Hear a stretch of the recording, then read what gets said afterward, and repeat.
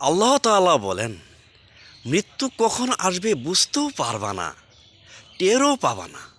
তাই আগে থেকেই তুমি আমার কোরআনকে মানো, আমার দ্বীনকে মানো, আমার ইসলামকে মানো। আমি আল্লাহর কাছে তওবা করো। আরও বলো, ইয়া আল্লাহ, তুমি তোমার প্রত্যেকটা বান্দা বান্দীদেরকে, তোমার প্রিয় রাসূলের প্রত্যেকটা উম্মতদেরকে সমস্ত গুনাহ থেকে তুমি মাফ করো আল্লাহ গো। সমস্ত গুনাহ থেকে তুমি হেফাজত করো আল্লাহ গো। ইহকাল এবং পরকালে সুখ শান্তির ব্যবস্থা করো আল্লাহ গো। সমস্ত গুনাহ থেকে মাফ করে তুমি তোমার প্রত্যেকটা বান্দা বান্দীদেরকে ৫ ওয়াক্ত নামাজ সহিশুদ্ধভাবে জামাতে পারার তৌফিক দান করো। রাসূলের সুন্নাহ অনুযায়ী চলার তৌফিক দান করো আল্লাহ গো। তোমার যতগুলো বান্দা বান্দি তোমার প্রিয় রাসূলের উম্মত কবরে আছে, সমস্ত কবরবাসীদেরকে জান্নাতুল ফেরদৌস নসিব করো আল্লাহ গো।